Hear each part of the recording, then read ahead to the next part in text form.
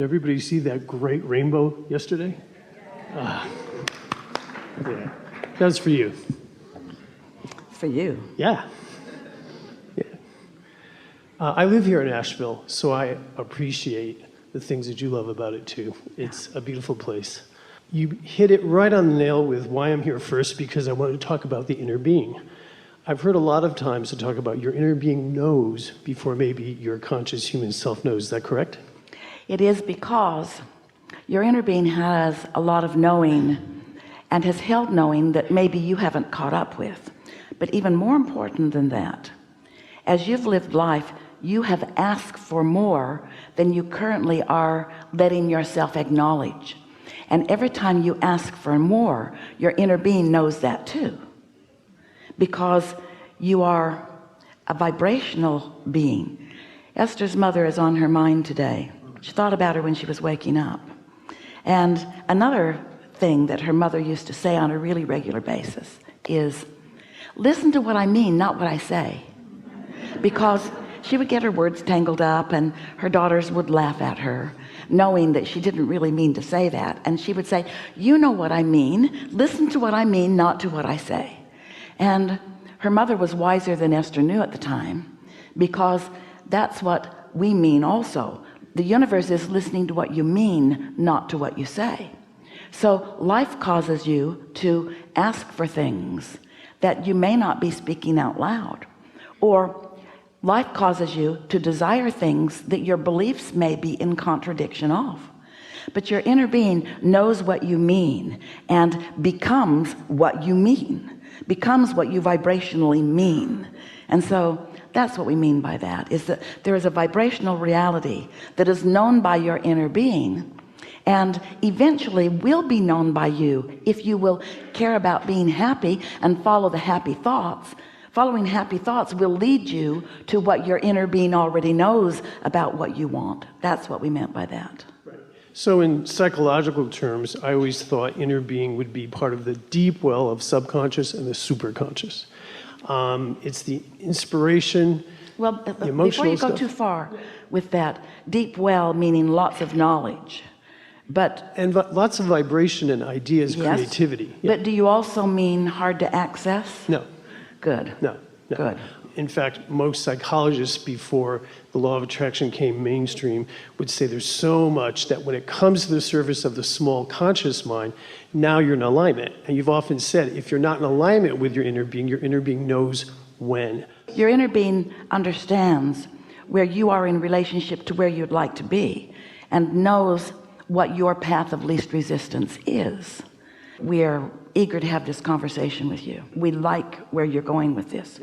We want to add just a little prelude to that by introducing to this conversation the notion, the idea of the blending of where you have come from to where you are to where you are going. Because what you've introduced with these important words and human understandings is that when you're born into an environment, that environment already is acknowledging life from a certain lens. In other words, you're born into a set of beliefs, and when you're born into a set of beliefs, your observation of those people who are believing those things, because of law of attraction, because people get what they believe. So when they believe it, they attract it, and when they attract it, they demonstrate it. And when you observe this demonstration of their beliefs, those beliefs become your beliefs when they didn't have to.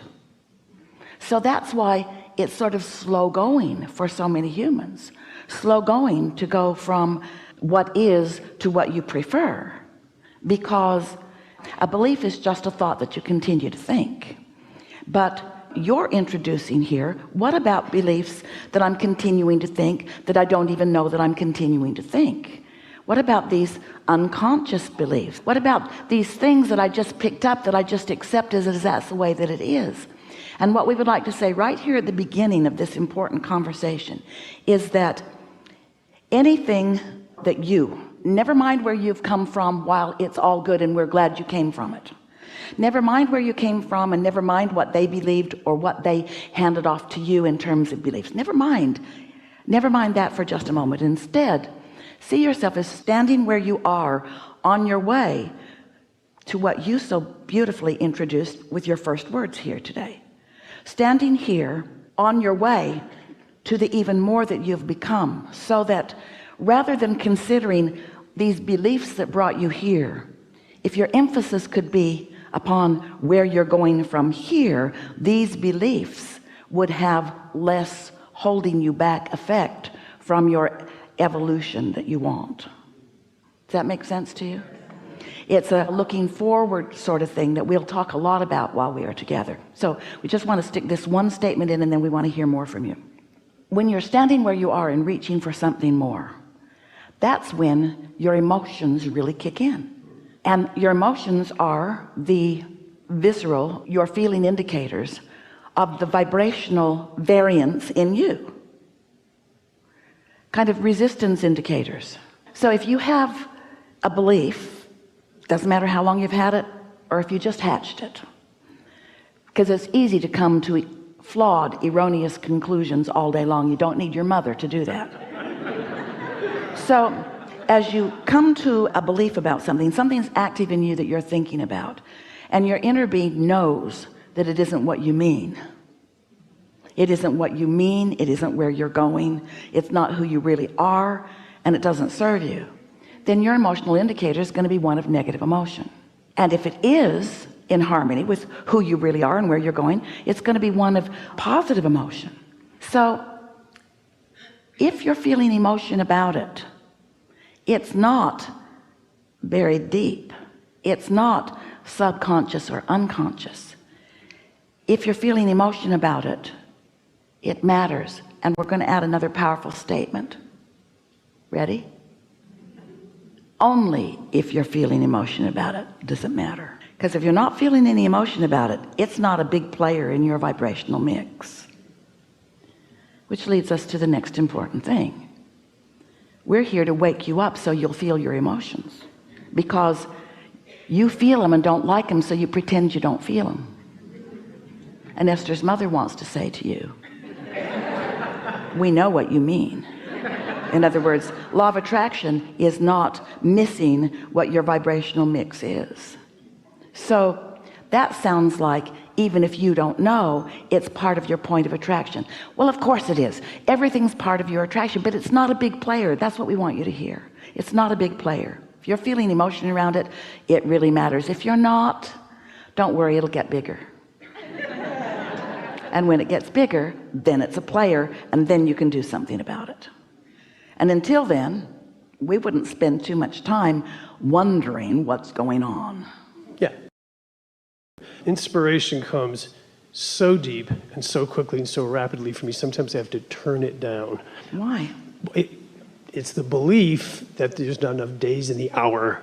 It's the belief that I can't do all the things I'm going to do. So we're going to put that aside right now, because I'm going to make the next part of this an intention. Well, if we were standing in your physical shoes, we wouldn't slough that off so easily, because those are not unconscious things that are hindering you. Those are conscious things that are hindering you. Well, let's talk about it then. I've got too much to do. That's a conscious belief that hinders you. And then because you believe it and it's active, the universe just delivers more and more and more to you, which you believe even more and more. So you consciously and deliberately hold yourself back from your greatest joy, moment by moment by moment. So if I send out an invitation, or send out rockets of desire for the list of things I want to expand to right now, does the inner being audit or sometimes say yes, but not now? Does the... Oh, your inner being isn't your gatekeeper. No, is not. No, no, no, Note no. to self, You don't are... blame mom. It's not your gatekeeper. It's just the mix of vibrations that you've got going on. It's sort of like, this is a really bulky way to say it, but it'll be easy to hear. That's like so many people that are wanting to control so many people through religion, and they will tell you, you can't tell while you're here all of the judgment comes, good and bad, once you've reemerged into non-physical. Well, of course, nothing about that is accurate in any way, because all of that punishment or reward is self-inflicted, and you allow it right here in the moment of your emotions. So the reason that we offer that analogy is because there is no gatekeeper. There's just you letting yourself really be you to the furthest extent that you've allowed yourself to be, or not. And it doesn't mean that there are not infinite non-physical, what you want to call angels and source and well-being that is rooting for you. There is all of that, but there is no gatekeeper. There's no one, there's no gate. There's no gate from which you should be held away from. There's no gate that's open to let you in, and there's no gate that's closed to keep you out. It's just you letting yourself move toward who you really are or not. You are your own gatekeeper. You are your own gate, and you have emotions that let you know about that. And sometimes people feel insecure about that, because there is a certain security that people find from an insecure place that goes like this: I don't know what I'm doing, and I don't know really for sure what's right or wrong, for sure, because I'm kind of mixed up, because so many people who have tried to guide me have different opinions about what that is. So I really don't know for sure what's right and wrong, but I like the notion that someone really knows, and that if they think I'm doing my best, then they will like my performance, and then I will be rewarded. And so we get it that you want someone to look and judge and evaluate and give you a result. We get how you want that, but there's no gatekeeper. The amount of progress I've seen since your last year in September. We talked about focusing out of pain. We talked about my mystic work, my dowsing. I'm a medium, I'm an artist. And that has expanded. And the conversation I've had with you for years about ill health is, it's gone. May we ask you a quick question? Can you hold that Yeah, thought? yeah. We want that thought. Does it feel to you that the expansion that you are describing, which is vivid and real and wonderful, does it feel to you that the expansion is more a product of your letting go of resistance and letting yourself move toward what was in your vibrational reality or your vortex? Does it feel like you've let go of resistance and moved to what you had already stored up? Or does it feel like you're launching more rockets? More rockets. And is it beginning to feel to you that as you're launching the rockets, you're right with them as you're launching them? Does it feel to you that you are launching a rocket with less gap between where you are and where you're going, because you've come to expect, you've come to allow, you've come to accept the rightness of you getting to choose? I'm having so much joy just putting it in the vortex of visualizing it. It almost doesn't flippin' matter if it comes in the 3D world. I'm in that place of loving the vortexual vibration. There's a big question that we are asking you I want to answer that, because I said about, yeah, the rockets are new, but the old rockets are on board too. So there's like a whole army of rockets. So that going continuity is there. on. Yeah, yeah.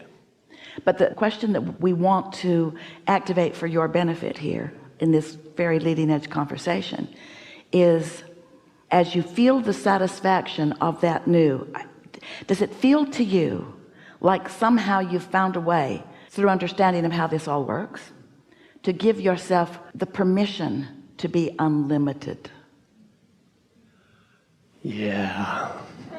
Yeah. Yeah. It's that open-endedness. And because you're there, we can feel that you are, because you're there, now you are truly source energy in a 3D world, but don't play down the 3D world. Okay, let's talk about that. Because you're a teacher to the core of your being. And you've come into this leading edge, which does manifest into see it, hear it, smell it, taste it, touch it. And something that is allowed to manifest fully is a further allowing than something that you've just dreamed.